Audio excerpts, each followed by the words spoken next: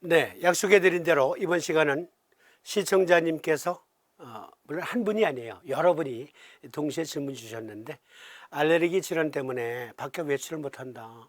마스크 쓰고 나가는데도 알레르기 때문에 기침 재채기를 하니까 버스 안에 있는 사람들이 다 쳐다보고 전철내에 있는 사람이 다 쳐다보니까 외출을 할 수가 없어요. 저 좀 살려주세요. 그래서 특집으로 마련했습니다. 계절성 특집 알레르기성 비염. 네, 오늘은 알레르기성 비염이에요. 다양한 알레르기 원인이 있어요. 알레르기가 일어나는 다양한 원인들. 그런데 많은 분들이 아니 다 필요 없고 삼심 어디다 붙이면 돼, 자석 어디다 붙이면 돼, 그것만 얘기해 주라니까 불문국직하고 이렇게 말씀하시는 분들이 계셔요. 그런데 그렇게 쉬운 게 아니거든요. 여기 보십시다. 우리 몸의 면역체계가 알레르기와 관계가 있어요. 여기 면역체계의 장에 보면 먼저 면역 저하 상태, 과잉 상태, 자가 면역 상태, 그리고 면역 결핍 상태가 있단 말이에요. 면역 저하 상태는 만성적인 호흡기 면역 저하 상태, 예를 들어서 잦은 감기, 한 번 걸리면 잘 낫지 않는 오랜 감기, 만성 축농증과 만성 중이염, 반복되는 편도염, 임파선염, 기관지염, 폐렴 등이 면역력 저하 때문에 생기고요. 그리고 만성 식욕부진, 잦은 복통, 변비와 설사, 헛구역질, 잦은 장염, 식체 등도 역시 면역 저하 상태 때문에 발생할 수가 있어요. 그러면 과잉일 때는 알레르기 병증들, 예를 들어서 아토피 피부염, 알레르기성 비염, 천식, 두드러기 등 알레르기성 피부염 등 그것들은 모두 다 과잉 활성화된 면역 상태들의 임상적 징후들로 별것 아닌 외부 인자에 대해서 과도하게 오버하는 면역 불안정 상태다. 똑같이 길을 걷고 있는데 먼지가 확 부러칩니다. 그럼 셋 다 재채기를 하죠. 그렇지만 어느 정도 시간이 걸리면 재채기가 멈춰야 되는데 한 사람은 유독 목적지까지 다 다를 때까지 계속 재채기를 하네. 이건 뭐예요? 이게 면역 과잉이에요. 즉 몸이 알레르기 인자들을 너무 무서워하는 거예요. 무서워한 나머지 개가 짖는 이유는 무서우니까. 개가 짖는 이유는 무서워서 짖는 거예요. 마찬가지로 이 물질이 몸에 들어오면 내 몸을 크게 상할 것 같아. 그래서 과잉으로 대항하는 거예요. 남들과 같은 면역 상태가 아니다. 면역 상태가 겁먹었다. 겁이 나니까 개가 소리 짓는 것처럼 겁이 나니까 과잉 반응으로 나타나는 거예요. 천식 혹은 비염으로. 그런데 자가 면역 상태가 있네. 면역계의 인식 시스템에 문제가 생겨 내부 인자 또는 내부 장기를 외계 인자로 면역계가 잘못 인식하고 자기 스스로를 공격하는 면역 인식에 있어서의 대혼란이 일어난 거예요. 적군과 아군 구분을 못하는 면역 상태. 그와 같은 게 우리 몸 안에서 수시로 벌어져요. 그래서 생기는 질환들이 류마티스 질환, 류마티스 관절염, 류마티 피부라는 게 있습니다. 류마티열. 류마티열은 대부분 심장을 많이 공격해요. 응급처치 못하면 죽습니다. 쇼크가 일어나서 심장이 멎어요. 내 몸이 심장을 공격한 거야. 면역체계가 온 화력을 다 쏟아부어서 그냥 중지, 심장 활동 중지를 목표로 공격을 한 거지. 그게 제일 무서워요. 자가 면역 중에서. 그리고 관절 마디마디를 적으로 알고 공격하는 건 제1형 당뇨병, 그리고 알레르기성 비염 천식도 자가 면역 질환으로 생기기도 한다는 거예요. 면역 결핍, 우리가 흔히 에이즈라고 하는 것, 후천성 면역 결핍 증후군 또는 선천성으로 면역력이 약해. 아기가 태어나자마자 얘는 면역력이 거의 제로 상태라서 가끔 영화에 그런 장면 나오죠. 소설이나 이런 데도 보면 아기가 어디에서 자랍니까? 세상 밖 구경은 못해요. 무균실, 집에 무균실을 지어놓고 그 안에서만 평생을 삽니다. 사음침자요법 교재에 보시면 알레르기성 질환에 대해서 아주 상세하게 다루고 있습니다. 먼저 수태음 배경편에 보면 25쪽에 만성비염, 기관지 천식, 기관지염 폐렴, 그리고 41쪽에 보면 천식 알레르기성 비염 나오죠. 그러니까 책 보시면 다 나와 있어요. 저한테 자석 어디다 붙이면 돼 하시는 분들, 책 보시고 자석 붙이시면 돼. 위정격으로 치료할 수 있는 알레르기성 비염 58쪽, 68쪽에 나와요. 그리고 요건요, 자가면역증과 관계가 있습니다. 쇠약명조, 대장금경, 그리고 심정격을 써야 될 알레르기성 비염 천식이 있고요. 신정격을 써야 할 비후성 비염, 네, 비염이 있습니다. 그리고 심포정격을 써야 될 천식이 있고요. 간정격을 써야 될 비염도 있고 3초 정격을 써야 될 알레르기성 비염 및 천식이 있습니다. 그러니까 책 보시면 다 나와 있어요. 아주 상세하게 설명되어 있습니다. 그리고 사암침의학에는 보다 발전적인 내용을 다루고 있는데요. 숨을 쉴 때 공기가 폐로 유입이 되는데 폐로 유입이 될 때는 하행합니다. 그리고 우리가 음식을 먹으면 목구멍에서 똥구멍까지는 한 줄로 연결되면서 계속 밀어내죠. 밀어내고 최종 똥으로 나가잖아요, 먹은 음식이. 그런데 우리 몸에 두 가지 시스템만 역행합니다. 대부분의 운동력이 하행하는데 하나는 림파틱 시스템이에요. 발가락서부터 온 몸의 림파틱 관로는 위로 상행합니다.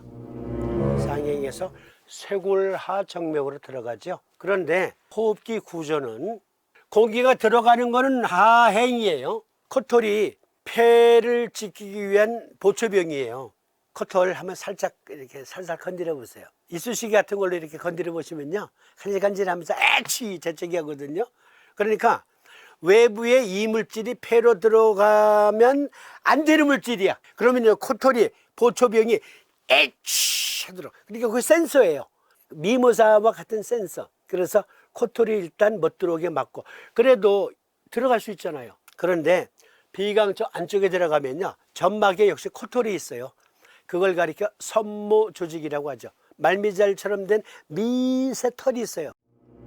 거기에 캐치가 되면 점막에 묻어있는 점액, 끈끈이 풀이 그것을 캐치를 하죠. 그리고 코로 풀어내는 거예요. 혹은 재채기를 하고. 그러니까 재채기 자체는 정상적인 알레르기 반응이에요. 정상적인. 그런 것이 못 들어오게 거부하는 보초병 역할의 그 반응, 그 알레르기 반응은 좋은 거예요. 정상적인 거예요. 그러나 그것이 지나친 것은 문제가 있다. 그러니까 코에서 먼저 거부해요. 그런데 들어갔어요. 그리고 비강 내에서 거부해요. 또 들어갔어요. 기관지로 들어갔어요. 그리고 기관지에도 보면 섬모 조직이 있어요. 말미잘과 같이 움직이는 섬모 조직이 캐치를 합니다.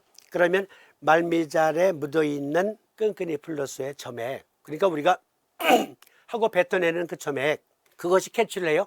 그래서 수시로 우리는 폐가 호흡기가 좋아도 어떤 사람은 수시로 이렇게 하는 거예요. 왜?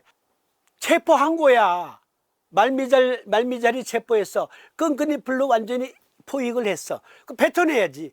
폐로 들어가게 하면 안 되니까. 그래서 요 부분의 기관 자체의 움직임은 역행합니다. 모든 우리 몸의 움직임이 하행하지만 림파틱 시스템과 요 부분은 위로 운동력이 향하게 돼 있어요. 뱉어내라고 하고 뱉어내라고. 들어오지 못하게 하기 위해서. 네, 눈치채셨죠?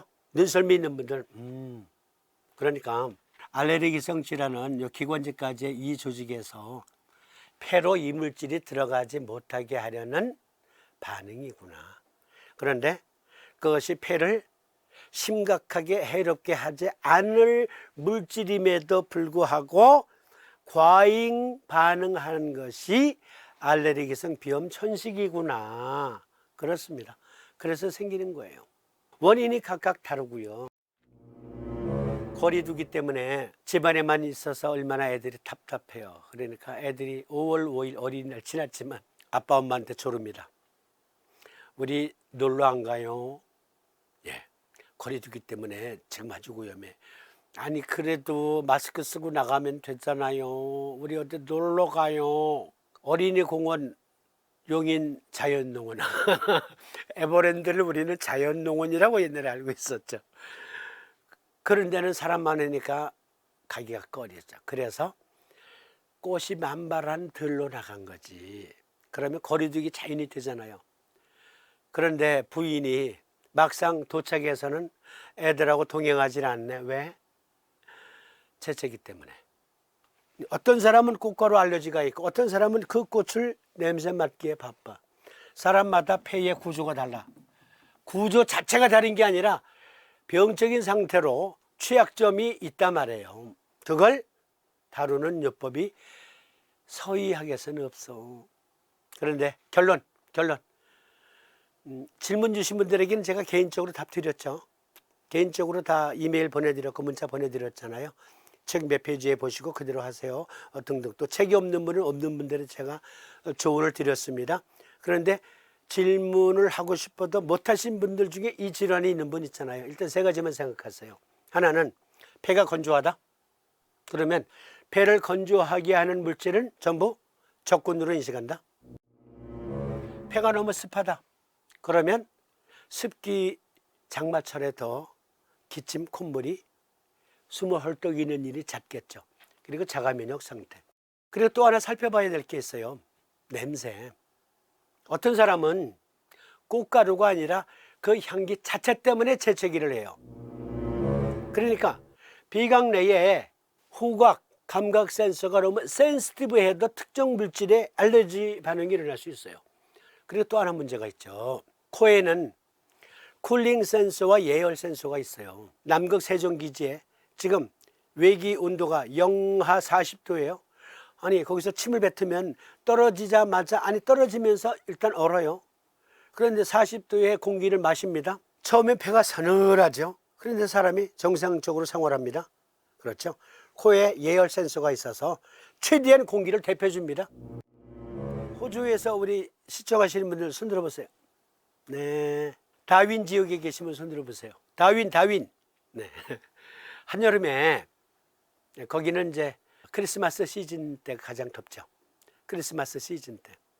그때면은 영상 45도. 그러니까 45도 공기가 폐로 들어가면 폐가 익을 지경이야. 그러니까 쿨링 센서가 작동을 하죠. 그런데 예열 센서와 쿨링 센서가 작동이 잘 안 된다. 그래서 찬바람 부는 계절에 알러지가 심하다. 습한 날에 너무 더운 날에 알러지가 심하다.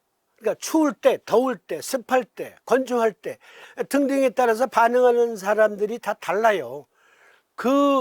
그것까지도 다룰 줄 알아야 돼요. 사암침으로. 그런데 말씀드렸잖아요. 책에 다 나와 있다. 사암침의학에 비강은 폐호흡을 위해 존재하는 폐조직의 부속 기관이며 첨단 기관이다. 비강은 코 속의 공간으로 비중격에 의해 왼편과 오른편으로 구분된다. 안쪽은 점막으로 되어 있어 숨을 쉴 때 공기의 습도와 온도를 조절하며 점막의 분비선에서 항균 물질을 분비하고 후각세포가 분포되어 있어 후각 기능을 담당한다. 비강은 코를 통해 외부의 공기를 받아들이며 공기를 받아들였을 때 흡입된 공기의 불순물을 여과하고 가습, 가온하는 역할을 한다. 공기가 코 안뜰에서 코 선반으로 흘러 1차적인 가습, 난방, 여과가 진행되며 비강이 시작되는 넓은 공간과 선모에 의해서 불순물들이 추가적으로 제거된다. 이렇게 외부에서 코 안뜰 비강을 거친 공기는 폐로 호흡하기 알맞는 상태가 된다. 비강 열 교환 및 조절 센서는 폐 내부 환경에 따라 반응하는데 폐강 내에 습기가 많으면 호흡 시 습도를 조절해 상대적으로 건조한 공기를 폐로 보내고 폐가 건조하면 보다 많은 습기가 포함된 공기를 폐로 보내주고 폐가 냉하면 공기를 적절한 온도로 데워주고 폐가 너무 열한 조건일 때면 공기를 식혀 폐로 보내주는데 이 센서가 제 기능을 발휘하지 못하면 각종 비염 증상과 천식을 발하게 된다. 따라서 비염 또는 천식을 앓고 있을 때 외기에 어떠한 조건에 코와 기관지가 반응하는지 잘 들어주세요. 자가치료 하시려는 분들. 따라서 비염 또는 천식을 앓고 있을 때 외기에 어떠한 조건에 코와 기관지가 반응하는지 정밀하게 살펴보는 것은 비염과 천식 치료의 중요한 단서가 된다. 그런데 이게 어려워요? 안 어렵잖아요. 아니 본인들 스스로 생각해 보세요. 맞아. 나는 비 오는 날 장마철이면 죽음이야 하시는 분도 있고, 그러시죠. 지금 그렇게 고개 끄덕끄덕 하시는 분도 계시잖아. 어떤 사람은 나는 겨울만 되면 초죽음이야 그러시는 분도 있고, 나는 계절이 바뀔 때마다 꽃가루 알러지 때문에, 또는 건조한 날씨에 등등의 여러분 스스로 추리할 수 있다니까. 그런데 이 검사를 했냐 안 했냐, 병원에 가서 다 했잖아요. 다 하셨잖아요. 50개에서 200까지 다 했어요. 그러니까 나 알러지 검사 다 했어. 수백 가지 다 했는데 나는 찬바람 쐬지 말래. 또 어떤 사람은 나는 더운 공기에 반응이 심해.